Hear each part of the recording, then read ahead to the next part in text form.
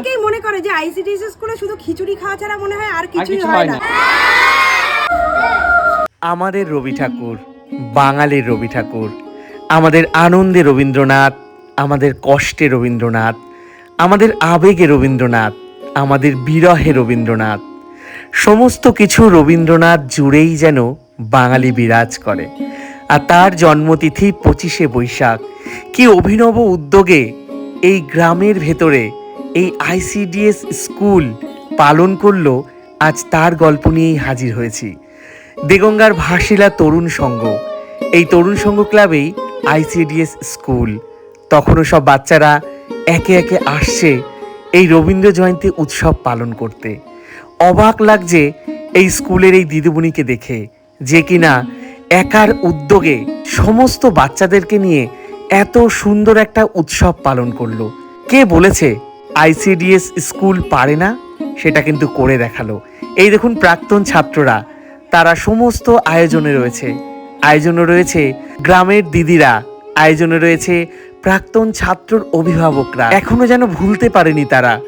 দিদিমণিকে দেখুন, এই হলো দিদিমণি, যে কিনা মায়ের মতো নিজের সন্তানের মতো করে বাচ্চাদেরকে আগলে রেখেছে আদরে ভালোবাসায়।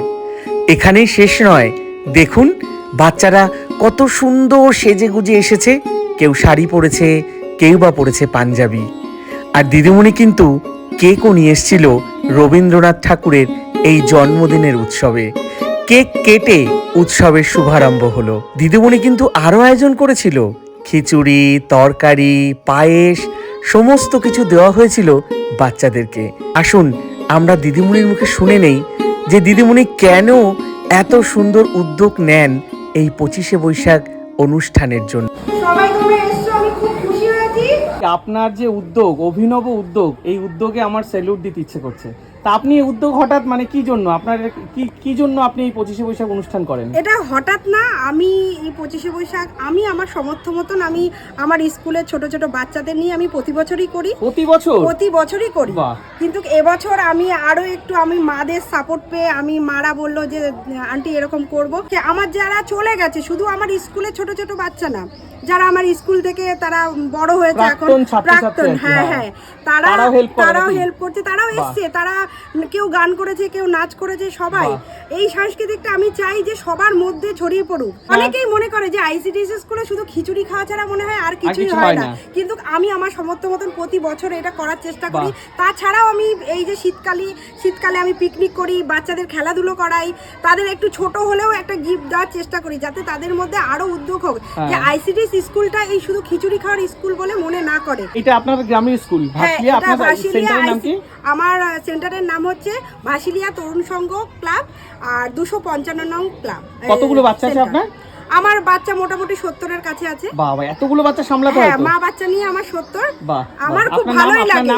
আমি তপতি মণ্ডল। আচ্ছা, ঠিক আছে, আবারও দেখা হবে। একদম। হ্যাঁ হ্যাঁ, চলুন আজ আমরা দেখে নেই রবীন্দ্র জয়ন্তী উৎসব ভাসলিয়া তরুণ সংঘ ক্লাবের সেই আইসিডিএস স্কুলের।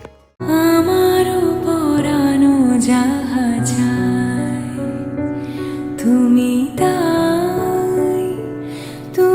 তাই গো, আমারও পরানো যাহা চায়,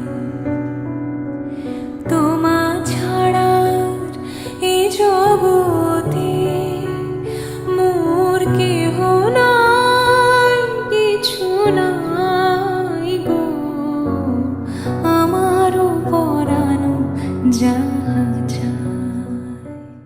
অনেক পুরনো একটি কথা আছে, যেখানে পাইবে ছাই উড়াইয়া দেখিও তাই, পাইলেও পাইতে পারো অমূল্য রতন।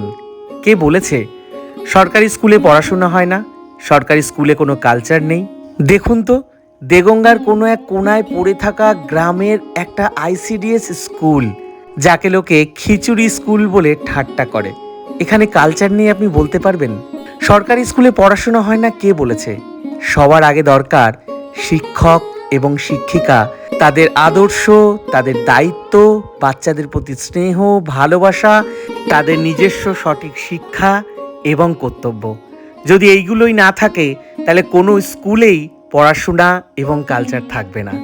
সেটা যতই ঝাঁ চকচকে প্রাইভেট স্কুল হোক না কেন। সমস্ত সরকারি স্কুলের শিক্ষক শিক্ষিকাদের বলছি, আসুন না আপনারাও একটু এই আইসিডিএস স্কুলের দিদিমণির মতো উদ্যোগ নিন, আর বাংলা মিডিয়ামের সমস্ত বাচ্চাদেরকে একটু এগিয়ে রাখুন।